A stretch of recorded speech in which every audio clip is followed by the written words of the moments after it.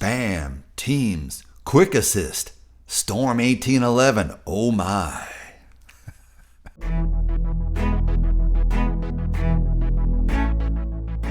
Hi everybody, Joe Malarkey with Malarkey 365 with you. I want to talk briefly about a threat that I've recently seen, kind of a come back around again threat using Teams QuickAssist spam in a social engineering attack with live attackers to infiltrate devices on a network. And this occurred in a company that I deal with for different things. They have their own SOC tools and everything that I don't control. I'm not involved with it, but I've made some recommendations in the past, having them onboarded to Defender for Endpoint, even though there's another EDR tool there. We found that, the sense and everything that goes with it doesn't really interfere. They're using a different antivirus as well.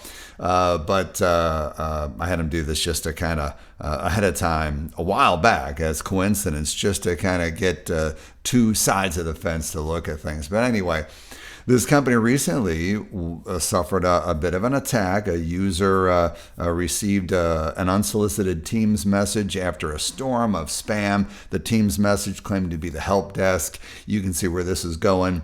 The person accepted the messaging. Then the Teams person said, hey, it would be great if we could just get a quick assist going, and then I can update your spam settings, blah, blah, blah. The usual BS that you're going to get. But people fall for it. Of course they fall for it. I see IT people, SOC people, security people fall for this all the time. We're all in a hurry. And we say, oh, that sounds legit, especially if they know things about how your help desk works and those process. But even if they don't, a lot of companies don't tell their people, here's how the help desk operates. Here's how we'll contact you. We will never contact you this way. We will never, you can see where this is going as well. There's a lot of things that we can do, just simple things, to prevent this kind of attack. But let's talk about it this week. Again, if you can, please subscribe. I'm trying to grow my channel. I got some subscribers. I'm not really good at that, at promoting. So help me out. Help your brother Joe out and get this channel going a little bit. And the more the channel goes, the more I'm going to put on there. Right now, it's about once a week. That's about what I have time for. I'm a super busy guy like everybody else. So help me out on that. So let's talk about this new Quick Assist, I'll call it, based attack. Okay, everybody. So yes, spam Teams Quick Assist attack. Let's talk a little bit about how this starts. Now, last year, and I'll show you a Microsoft article in a second, Microsoft warned everybody about a group called Storm 1811 who were using Quick Assist and Teams in a coordinated attack to drop some ransomware on devices. And this attack is still prevalent, but works like a charm. Why wouldn't it be? I don't know if it's this particular group that's doing it, but they were the big actor at the time that was propagating this type of attack. So here's Microsoft's article on it. Threat actors misusing Quick Assist in social engineering attacks, leading to ransomware in this case of the Storm 1811. But it doesn't have to lead to that, right? It can just be somebody dropping a PowerShell script on a device. Maybe PowerShell hasn't been locked down properly, or antivirus isn't looking at it, or whatever. And even if the user doesn't have administrative rights, the PowerShell can still go through that device and exfiltrate a lot of information that's maybe synced from OneDrive, synced from SharePoint, synced from whoever. So this is the original attack. So here's how it goes. First of all, you get a spam, just a bomb of spams coming in. Probably going to be targeted at certain people. Doesn't have to be, but if they're going to go after these people, they're probably just going to target a few people. Maybe they've done some research. They've looked up people in accounting or somewhere else where they think they might get something juicy. Then they'll wait a little bit. User's going to start complaining, right? And the user's going to expect someone to get back to them. So maybe they may wait a day or a half a day. It's usually, we'll start spamming later on in the day, and then the next morning, hey, reach out. I understand you're having problems with spam. Let's take a look at your settings. So attacker will reach out to the targets with unsolicited Teams messages claiming to be the help desk. Unsolicited. We don't know them. It's probably not a company that we do business with, probably not a legitimate company either. So they're going to reach out. Convince the target to begin a QuickAssist session, give control to the help desk person, right?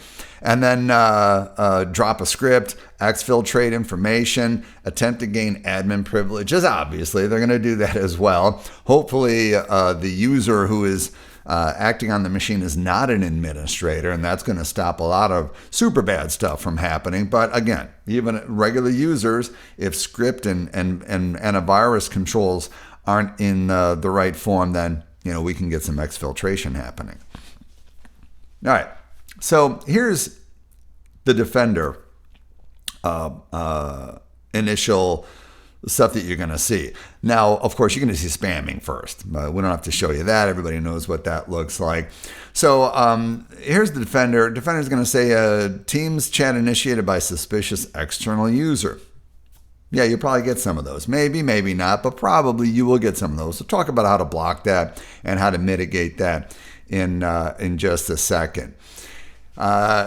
This is what you'll see on the device. So I actually took this from a device, got rid of some of the individual information here, but you can see PowerShell was dropped. PowerShell in this case was not blocked. It was not managed. It was not, it was monitored.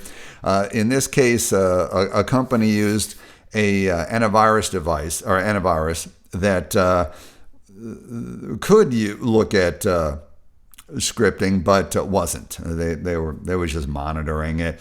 Scripting was allowed on the device, and PowerShell scripting and other kinds of scripting. And so this PowerShell script was allowed to run willy-nilly. So we won't talk about that. Obviously, that's a problem. But you can see what it's doing here. PowerShell is creating some processes, and it's staging data, and it's making a connection. In this case, and in usual cases, they'll make a connection out to Google Cloud or an AWS, some kind of temporary AWS thing. Now, if they're connecting out to a website and it's a brand new domain, new domain web blocking, we assume would temper that. This wasn't in place.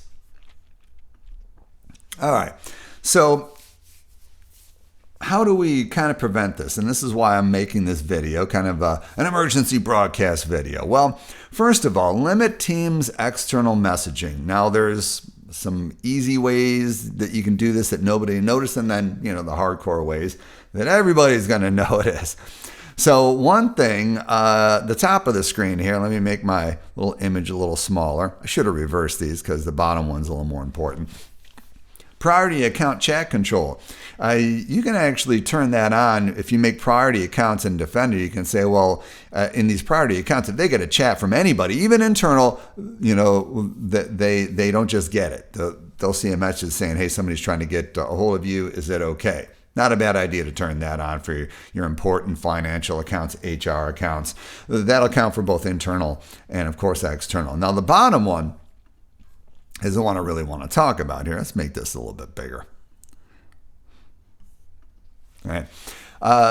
Teams, external organizations allow only specific external domains in Teams messaging. That's hardcore. I know a lot of companies that do this. You can turn this on. By default, anybody can, we can talk to anybody externally, right? Inbound, outbound. This limits it to only certain domains. You can also go the other way and just block certain domains, but that's more of a reactive thing. This is more proactive. This is a pain in the neck, though, and it will impact productivity because all of a sudden users won't be able to talk to everybody they normally talk to. And they'll be calling you. You'll be adding domains in there. Somebody's going to have to keep on track and on top of adding domains to this list. And if you're a company that does a lot of work with customers, it's going to be very difficult to keep up with. So someone's going to have to do that, a daily job probably. All right. If you don't do that, some things you should at least do. People in my organization can communicate with unmanaged Teams accounts.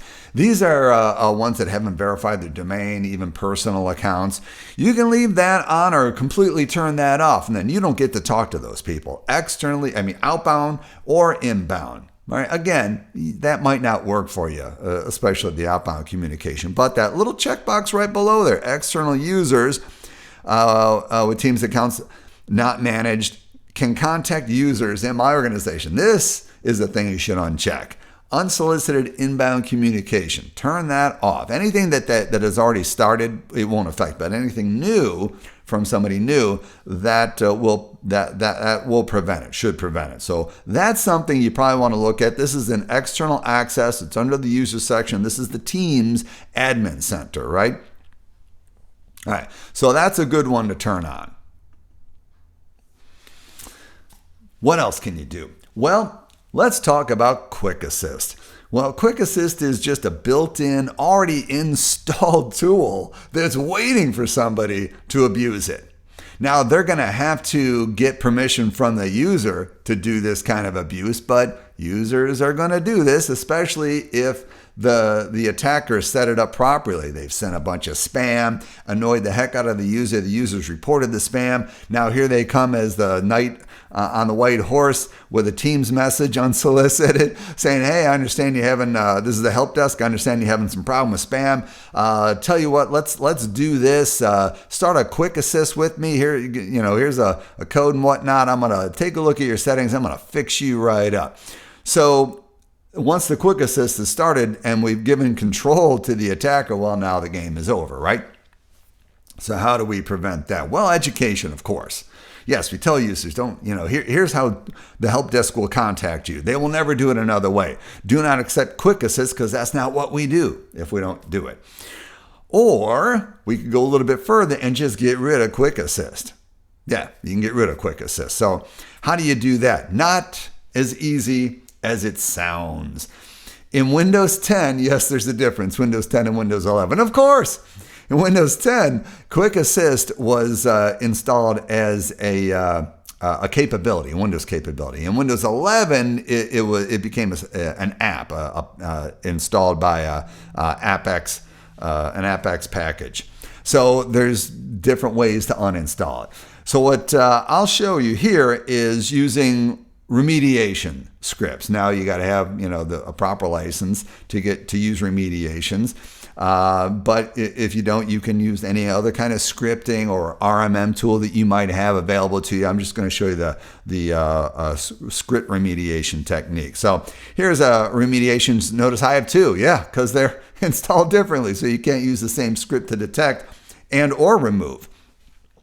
I show you the one here as a quick snapshot. This is the Windows 11 one. You can see that I'm filling a variable, and I'll show you more of this in a second, called quick. Call it anything you want. $quick is what I call it. Get AppX package for all users. Make sure you do this exactly, all users, because if you just do get app package and without the all users, it's only going to get the app packages for the person that's there right now that's logged in. And we don't want that. We want all the users. We want to remove it from all the users. So, and here's the name here, Microsoft Corporation 2. That's a II there. QuickAssist. Yeah, that's just what it's called. And then there's a remediation script that just gets rid of it. Same thing. We do the same variable to make sure that I didn't write a typo. I always like to do that. And then remove that AppX package. Run the script using the logged on user's credentials? No, not unless you do just want to remove from that one person, in which case you wouldn't put the all users in there. Enforce script signature check. Great thing to do if you can, if you're signing scripts, which is an even higher level of script control. You should if you can, right? Now, everybody can, but it takes time, it takes some expertise. You got to get a signing authority, all that kind of stuff. Run script in 64-bit. We don't need to do that. All right. So here's the Windows 10 version. I'll have the Windows 11 version as well. Let's look at the Windows 11 version. So here it is, and this is remediation. That's why we see all the tries and the ifs and the elses and the exit codes here. I'll probably do a video. I think I did a video on remediations. If I haven't, that'll be in the next one. We'll do a video on remediations because it's a great thing to know about if you have a license for it. So this is Intune remediations. And I have a try block here, try catch, and an if block and some else blocks as well here. So the beginning thing looks for quick assist on the machine. And it just fills that in a variable. And then we go through a try block. We do a try block in case these for some reason error out. We want to have something that gets done anyway, all right? So in the try block, I say, well, if we find quick assist, write a warning or write host, just write something. We'll talk about this when I do the remediation thing, but you need an output for these commands to work. Exit 1, that means it found it. Right? It detected it. If you detect it, then the remediation can work. 0 means we didn't detect it. You got to write your own exit code. These are PowerShell exit codes, and you can use a $last exit code, $ last exit code in PowerShell to see what the last exit code was if you're testing this out. But remediations work with those exit codes. You got to roll your own exit code here. All right, the remediation's down at the bottom. Same thing, gets the AppX package and removes it for all users. All right, it works like a giant. You can run this once, run it daily if you want to. I like to start out running stuff like this. I'll run it once, so I see a list of ones it found it on and remediations, because if you keep running it and look at it like 8 days later, it's going to switch and it's going to say, oh, I didn't find it on these 100 machines, so we didn't remediate them. You're like, wait a minute, did it remediate them at all? And then you got to go look for the history. So I just do it once and make sure it's working great. Then I'll put it on daily sometime after that to make sure if it ever comes back that I get rid of it again. All right, Windows 10. Yeah, Windows 10, different. This is a Windows capability. This one we got to write completely different. You take a screen cap of this. It's not too difficult. I don't like to put stuff up for download again. This full disclosure, don't check scripts on your own. Don't just use scripts that I show you and blame me if they don't work exactly how you want them to work. You got to test them on your own. Test every single script. Never trust a script that somebody sends you. Test it. Make sure you understand what it does. This one's pretty simple, but the point is there. So again, we're going to do a try block. If that name is like App Support Quick Assist, you can see it completely different, and it's installed. Then we write something. In this case, I write a warning. Again, doesn't matter. Write warning. Write host. Yeah. And then exit with a 1, meaning we detect it. And then what's the removal down at the bottom? Again, get the capability there, and then remove Windows capability. All right. So online is, as it's running right now, because this could also be used in the DSIM, whatever that is. I always get the letters wrong. So take a picture of that. That's the Windows 11 one, and that's pretty much it. So other ways to do this, well, just in general, have a anti-malware that's watching scripts do whatever they do, and if it can't figure out what they do, make sure your anti-malware works in a cloud service so that it can send a script to the cloud, detonate it, see if something bad happens. Your other way is to start blocking scripts. Well, there's PowerShell scripts. There's other kinds of scripts, though, right? Even talking about PowerShell scripts, though. Scripts by default on Windows don't run, but that doesn't work because we use scripts all the time. So there's different levels of allowing scripts to run. You can tell a script to run if it's been signed remotely by a CA that chains up to a CA that you trust. You could do that, but attackers can actually sign scripts.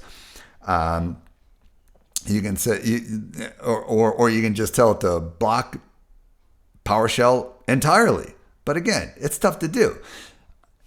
to block stuff that you're actually using. So it's best to start out with an anti-malware like Windows Defender, working together with Defender for Endpoint to upload to the cloud for cloud delivered protection, to watch these scripts and see if they're doing something funky and then stop them.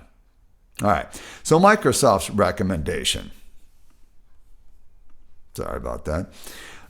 Consider blocking or uninstalling QuickAssist. Yeah, okay. Blocking it. What about blocking it? Well, there is a URL that it goes to. You could try and block that with web filtering. That doesn't work very fast. The quicker way to do it is to uninstall QuickAssist. If you're not using QuickAssist, just get rid of it. Blocking the site that QuickAssist goes to, maybe that'll work, maybe it won't. Educate users. Yep, tell them right away. Here's how the help desk contacts you. Here's how they won't contact you.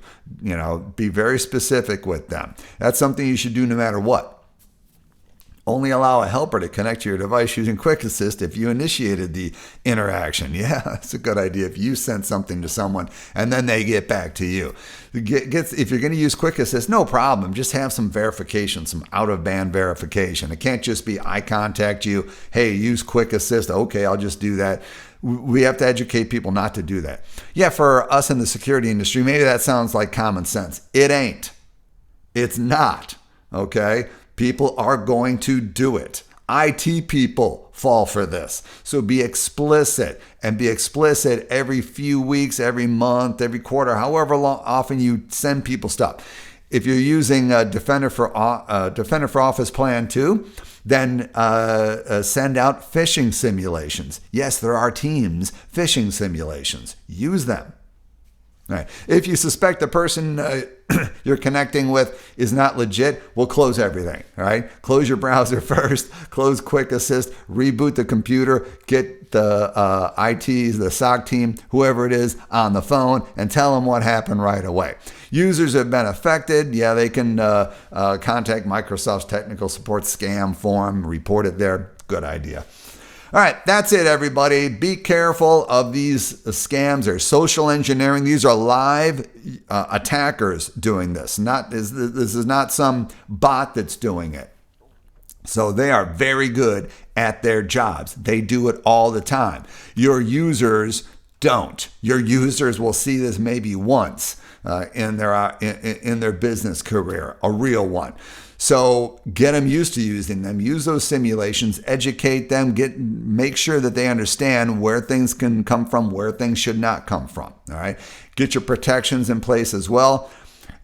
Yeah, it's your first reaction to overprotect. Then all of a sudden you're gonna like, oh man, I just shut down the business. Okay, I'll create exclusions for this, that, and the other thing. Exclusions are whack-a-mole.